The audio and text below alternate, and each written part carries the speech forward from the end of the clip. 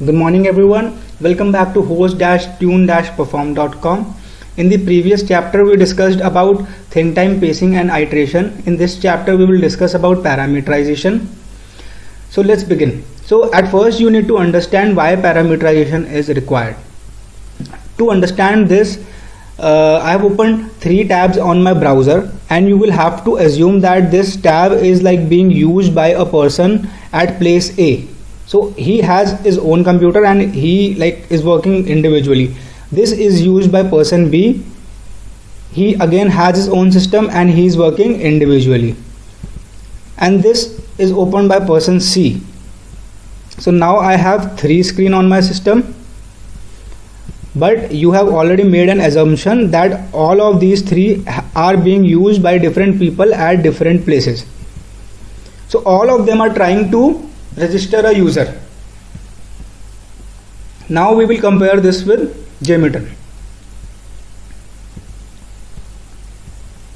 So all of them are trying to register a user.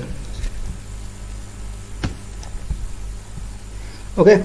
So let's begin this way. When you see up my screen, so we can see that we have in total of 3 users, a load of 3 users, and they are working for 5 iterations. So when they start, the first user begins, and when it reaches the register user page, it hits this API. Now when he tries to hit this API, he is sending in the values for username, password, first name, last name, address, which are hard coded.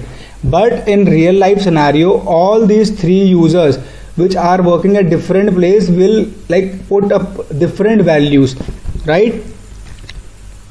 So to make sure that the values are different every time the user encounters the script, we need to convert this hardcore value into some variable, and these variables should be capable of taking values from some file. So it can be a CSV file, it can be some other formatted file, but here in JMeter we always use a CSV file. And how do we use it? So it is not a very big thing, it is a very simple thing. So you just need to change these hard-coded values to some user variable. So I have given, it is on you what variable name you choose. I have chosen the name as username. So R is missing, but this will be the same in CSV set, and it is it should be bounded between these brackets, and there should be a dollar symbol in front of it. So this is how a variable is represented in JMeter. So you can see that we have used one variable, 2, 3, 4, 5, 6. So we have not used variable for register.x and register.y because these are the coordinates which will remain the same every time.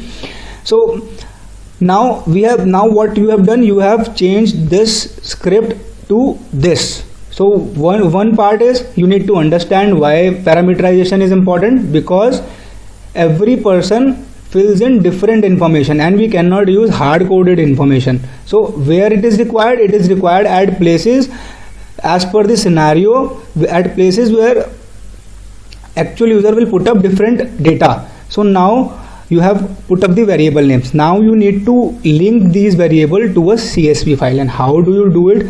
So you need to go to test plan, then click on add the config element, CSV data set config.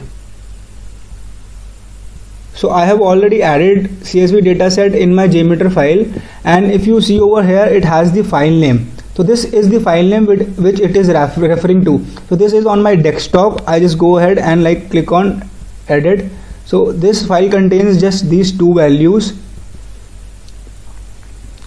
I will not waste up time and just straightforward, I will just run it to show you. So this is already disabled, you can see it is graded off, and this is enabled.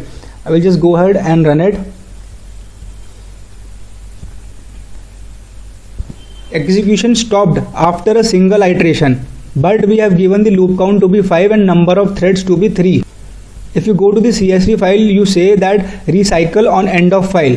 It says, do we need to recycle or move again to the top? Recycle means moving again to the top. When you have already completed the data set, so it will again move to the top. And the second step says stop thread group on end of file, which is true. Now consider our scenario. Our scenario is to register user. So if we are registering user, we have to make sure that every thread picks up a unique data.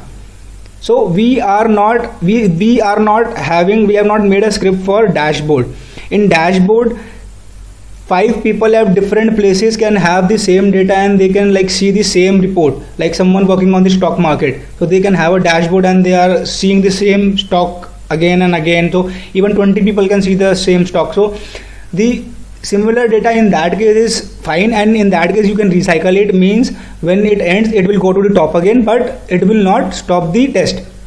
But here, as the file ends, so it is stopping this test because we have already used all the data and we do not want it to be used again. But if you want to use it, I will just say it false and I will say it's true.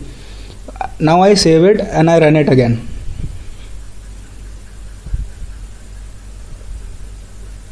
So you will see that the test will not stop. It will every time say username is taken, but it will not stop.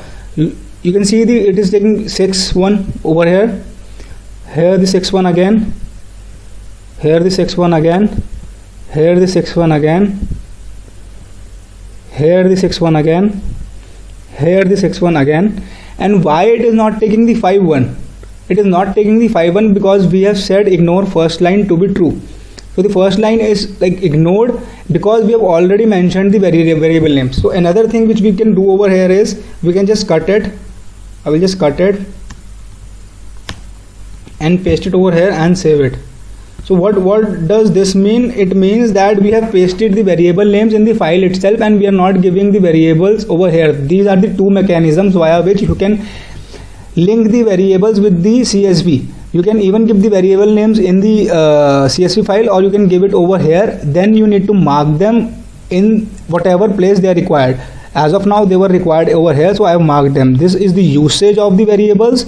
This is the implementation of the variables. So you can use these like properties as per your scenarios. Now what I am doing is I am just giving you a positive scenario as well. I am opening up, I have also created another file which is like this, and I will just delete these users from here because these have been already used. If you see, it has 1 2 3 4 5 6 7 8 9 10 11 users. Let us keep it as 10 users. So we have 10 users over here. I've saved it. I go to browse. I have selected the copy. I've changed the file. Previously it was registered user. This is another copy of it, and I say that this is false. So it is not ignoring the first line. So as we do not have the variable name over here, so it will pick the variable names from the file, and now it is recycle on. This is all good. I will go over here and I will say 10. Flow control action, register user, and I will just maximize the screen for you, save it, and again run the test. Okay, so till here it was the previous test. I did not like cleared things, but now you can see that we have registered the user. I am user 11. Then we have registered user 12. Then in the next tab we have registered user 13. Then in the next tab we have registered user 14. In the next tab we have registered user 15. Next tab we have registered user 16. And in the same way we have registered all the other 10 users which all are registered, which is I am user 20.